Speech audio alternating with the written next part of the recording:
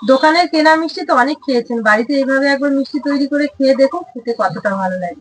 আপনারা বিশ্বাসই করতে পারবেন না যে মিষ্টিগুলো এতটাই সুন্দর হয় আর নরম তুলতুলে আর রসালো। আপনারা বাড়িতে একবার তৈরি করে খেয়ে দেখুন, বাড়ির ছোট থেকে বয়স্করা সবাই কিন্তু খেতে খুব পছন্দ করবে। মিষ্টিগুলো যেমন হবে রসালো, খেতে কিন্তু ততটাই ভালো লাগবে। তো আমি একটা কেটে দেখাচ্ছি আপনাদের কেমন হয়েছে মিষ্টিটা। তো দেখুন কতটা সুন্দর হয়েছে মিষ্টিটা, রসালো আর নরম।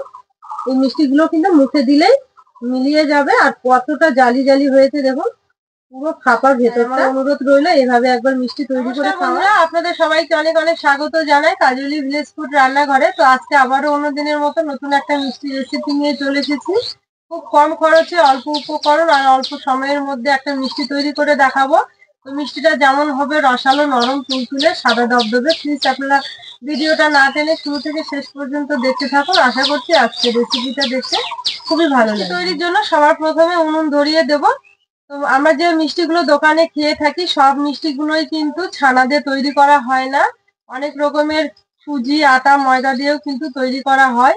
তো সেগুলো মিষ্টি খেতেও কিন্তু বেশ ভালো লাগে। তো সেই রকমই মিষ্টি কিন্তু আমরা চাইলে বাড়িতে যে কোনো সময় বাড়িতে তৈরি করে নিতে পারবো। ওইভাবে আজকে মিষ্টিটা তৈরি করব। উনুন ধরিয়ে কড়াই বসিয়ে দিয়েছি। এবার কড়াই 2 চামচ ঘি দেব। এবার কড়াইয়ে দেব ছোট বাটির 1 বাটি সুজি। তো ঘিয়ের সঙ্গে খুব সুন্দর করে নেড়ে চেড়ে হালকা একটু ভেজে নেব। তো এখানে সুজিটা ভেজে নেওয়ার সময় কিন্তু উনুনের আঁচটা একদম হালকা রাখতে হবে। আর সুজি কিন্তু কোনো রকমের কালার করা যাবে না, জাস্ট একটু হালকা নেড়ে চেড়ে নিতে হবে যাতে সুজির কাঁচা গন্ধটা চলে যায়। দেখুন এখানে নেড়ে চেড়ে আমি হালকা আঁচে একটু ভেজে নিয়েছি, সুজিতে কিন্তু কোনো রকমের কালার আসেনি। এবার এখানে আমি 1 গ্লাস দুধ নিয়েছি, অল্প অল্প করে দেব আর খুব সুন্দর একটা ডো তৈরি করে নেব। এবার কন্টিনিউ নেড়ে চেড়ে খুব সুন্দর ভাবে সুজির একটা ডো তৈরি করে নেব। তো দুধ দেওয়ার পর কিন্তু এইভাবে অনবরত নাড়তেই থাকতে হবে। এইভাবে নেড়ে চেড়ে খুব সুন্দর একটা ডোয়ের আকৃতি করে নেব। তো দেখুন নেড়ে চেড়ে খুব সুন্দর ভাবে একটা ডোয়ের আকৃতি করে নিয়েছি। এবার উনুনের আঁচ থেকে নামিয়ে নেব। এইভাবে একটু মেলে দেব। তো এদিকে সুজির ডোটা একটু ঠান্ডা হতে থাক আর আমি এদিকে চিনির সিরাপটা তৈরি করে নেব। চিনির সিরাপ তৈরির জন্য এখানে আমি 1 বাটি চিনি নিয়েছি আর নিয়েছি 2টো ছোট এলাচ। মুখগুলো একটু ফাটিয়ে দিয়েছি সুন্দর একটা ফ্লেভার আসার জন্য। আর দেব আমি এই বাটিরই 2 বাটি জল। 1 বাটি চিনির জন্য 2 বাটি জল দেব। এবার নেড়ে চেড়ে চিনিটা গলিয়ে খুব সুন্দর ভাবে একটা পাতলা করে চিনির সিরাপ তৈরি করে নেব। আমার চ্যানেলে যদি আপনারা নতুন কোনো রেসিপি দেখতে চান, কোনো রান্না বা কোনো মিষ্টি, প্লিজ আমাকে কমেন্টে জানাবেন, আমি সেগুলো খুব তাড়াতাড়ি রিপ্লাই দেবো। আর আমার এই রেসিপি গুলো যদি আপনাদের ভালো লেগে থাকে তাহলে অবশ্যই আমার চ্যানেলটি যারা এখনো সাবস্ক্রাইব করেননি একবার সাবস্ক্রাইব করবেন। আপনাদের একটা সাবস্ক্রাইব কিন্তু আমাদের অনেকটা নিত্য নতুন রান্নাতে উৎসাহ জাগায় আর আমাদের কিন্তু খুবই ভালো লাগে। দেখুন এদিকে চিনি খুব সুন্দর ভাবে গলে গেছে আর চিনির সিরাপটাও কিন্তু আমি খুব ভালো করে আবারও ফুটিয়ে নিয়েছি, হয়ে গেছে। এবার নামিয়ে নেব।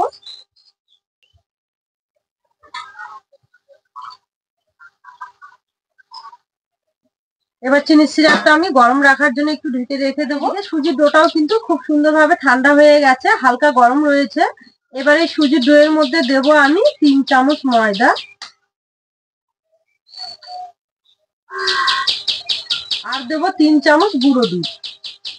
এবার সবকিছু খুব ভালো করে মেখে নেব সুজির সঙ্গে। সময় নিয়ে একদম মসৃণ করে কিন্তু মেখে নিতে হবে। যত ভালো করে মেখে নেওয়া যাবে ততই কিন্তু মিষ্টিগুলো সুন্দর হবে, ভেতরটা ফাঁপা হবে আর রসটাও কিন্তু ভেতরে খুব ভালো মতো ঢুকবে। তো দেখুন সবকিছু দিয়ে খুব সুন্দর করে আমি সফট করে মেখে নিয়েছি। এবার এতে দেবো একটু, হাতের মধ্যে চিটচিটে হয়ে রয়েছে, এবার এতে দেবো একটু ঘি।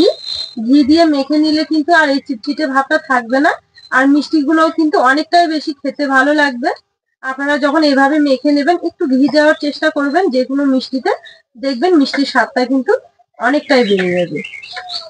ঘি দেওয়ার পর আবারও খুব ভালো করে মেখে নেব। দেখুন এখানে ঘি দিয়ে কিন্তু খুব সুন্দর ভাবে আমি ডোটা মেখে নিয়েছি একদম সফট করে। এবার এখান থেকে ছোট করে লেচি কেটে নেব। নেওয়ার পর 2 হাতে তালুতে ভালো করে ঘুরিয়ে একটু গোল করে নেব। গোল করে নিয়েছি, এবার একটু লম্বা করে নেব। তো আজকের মিষ্টিটা একটু লম্বা করে তৈরি করব। এই যে দেখুন এইভাবে তৈরি করে নিয়েছি। আর যদি দেখেন মিষ্টি তৈরি করার সময় এই গাগুলো একটু ফাটা ফাটা হয়, তাহলে কিন্তু আবার একটু ঘি দিয়ে ভালো করে মেখে নেবেন মসৃণ করে, তাহলে কিন্তু মিষ্টিগুলো তৈরি করার সময় কোনো সমস্যা হবে না, আর ভেজে নেওয়ার সময় কিন্তু কোনো সমস্যা হবে না। তো এইভাবেই কিন্তু আমি সব মিষ্টিগুলো তৈরি করে নেব। আবার একটা বানিয়ে নিয়েছি দেখুন, তো এইভাবেই কিন্তু সবগুলো তৈরি করে নেব। দেখুন সবগুলো মিষ্টি কিন্তু আমি একইভাবে তৈরি করে নিয়েছি, সবগুলোই খুব সুন্দরভাবে তৈরি করে নেওয়া হয়ে গেছে। এবার এগুলো ভেজে নেব। মিষ্টিগুলো ভেজে নেওয়ার জন্য আগে আমি কড়াইয়ে তেল দিয়ে গরম করতে দিয়েছি, তেল কিন্তু এখানে হালকা গরমও হয়ে গেছে। এবার এগুলো তেলের মধ্যে ছেড়ে দেব।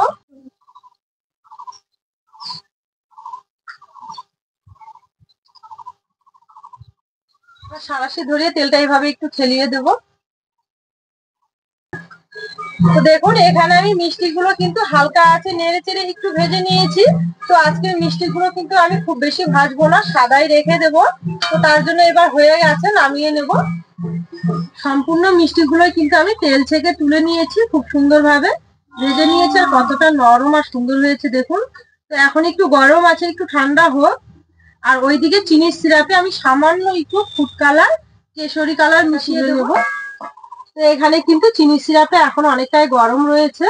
তো এবার চিনি সিরাপের মধ্যে সামান্য একটু 1 চিমটি মতো দেব, খুব বেশি দেওয়ার দরকার নেই, এইটুকুন দিলেই কিন্তু হয়ে যাবে। চিনি সিরাপের সঙ্গে খুব ভালো করে মিশিয়ে নেব। আমি নিচে নামিয়ে দিচ্ছি, মানে সিরাপের মধ্যে, আপনারা চাইলে কিন্তু উনুনের উপরেই কড়াইয়ে দিতে পারবেন। দেখুন এদিকে চিনি সিরাপটা কিন্তু আমার রেডি হয়ে গেছে, আর কতটা সুন্দর লাগছে দেখতে। এই সুন্দর লাগার জন্যই কিন্তু এই কেশরি কালারটা আমি একটু দিলাম। এবার আমি এই শিরার মধ্যে মিষ্টিগুলো দিয়ে দেবো। মিষ্টিগুলো হালকা একটু ঠান্ডা হয়েছে। দেখুন সম্পূর্ণ মিষ্টিগুলো দিয়েছি আমি, দেওয়ার পর সিরাপের সঙ্গে খুব সুন্দর করে এভাবে একটু করে নেব। তো এইবার আমি এটা 1 ঘন্টার জন্য রেস্টে ঢেকে রেখে দেবো। মিষ্টিগুলো 1 ঘন্টা পর এসে দেখাবো। আর এই মিষ্টিগুলো যত বেশি শিরার মধ্যে রাখা যাবে টাইম ধরে, ততটাই কিন্তু রসালো আর দেখতেও সুন্দর লাগবে, খেতেও কিন্তু খুবই ভালো লাগবে। তো ফিরে আসবো 1 ঘন্টা পর। 1 ঘন্টা পর এবার মিষ্টিগুলো ঢাকা তুলে দেখে নেব কেমন হয়েছে।